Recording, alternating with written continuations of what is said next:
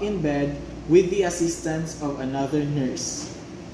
Procedure: review the physician's orders and nursing plan of care for patient activity. Identify any movement limitations and the ability of the patient to assist with turning.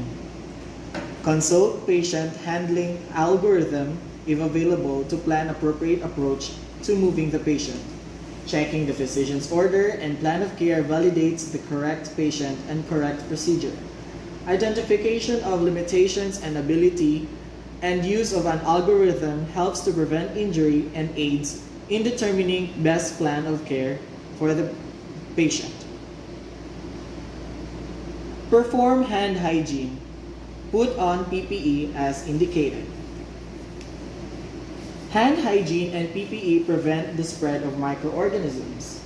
PPE is required based on transmission precautions.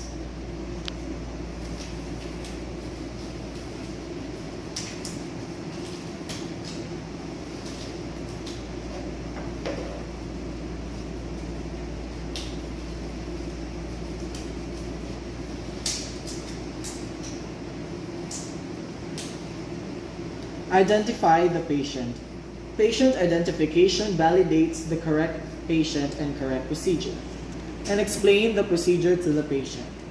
Discussion and explanation help allay anxiety and prepare the patient for what to expect. Close the curtains around bed and close the door of the room if possible. Position at least one nurse on either side of the bed. Place pillows, wedges, or any other support to be used for positioning within easy reach. Place the bed at an appropriate and comfortable working height, usually elbow height of the caregiver. Then lower the head of bed if elevated.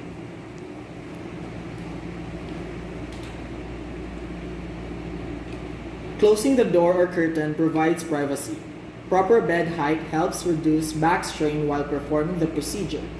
Proper positioning and lowering the side rails facilitate moving the patient and minimize strains on the nurses. Lower both side rails.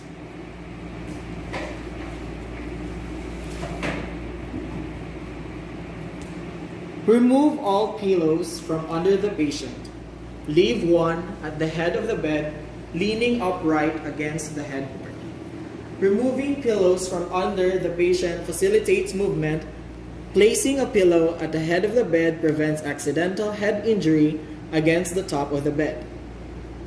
Position at least one nurse on either side of the bed and lower both side rails. Place patient in a supine position.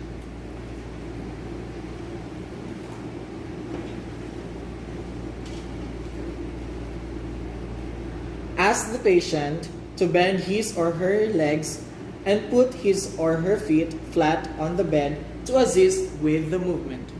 Patient can use major muscle groups to push.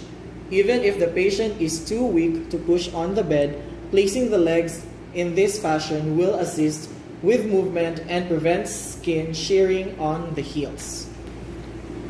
Have the patient fold the arms across the chest. Have the patient lift the head with chin or chest. Positioning in this manner provides assistance, reduces friction, and prevents hyperextension of the neck.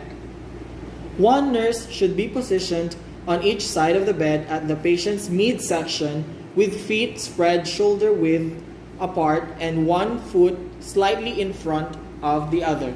Doing so positions each nurse opposite the center of the body mass, lowers the center of the gravity, and reduces the risk of injury. Grasp the friction-reducing sheet securely close to the patient's body. Having the sheet close to the body brings the patient's center of gravity closer to each nurse and provides for a secure hold. Flex your knees and hips, tighten your abdominal and gluteal muscles, and keep your back straight. Using the legs, large muscle groups, and tightening muscles during transfer prevent back injury. Shift your weight back and forth from your back leg to your front leg and count to 3. One, two, three. On the count of 3, move the patient up in bed. If possible, the patient can assist with move by pushing the legs. Repeat the process, if necessary, to get the patient to the right position. The rocking motion uses the nurse's weight to counteract the patient's weight. Rocking develops momentum, which provides a smooth lift with minimal exertion by the nurses. If the patient assists, less effort is required by the nurses. Assist the patient to a comfortable position and readjust the pillows and supports as needed. Return bed surface to normal setting if necessary. Raise the side rails. Readjusting the bed with supports and side rails ensures patient safety and comfort. Then place the bed in the lowest position.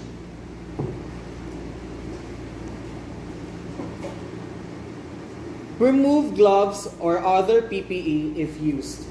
Perform hand hygiene.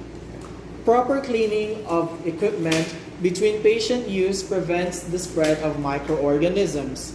Removing PPE properly reduces the risk for infection transmission and contamination of other items.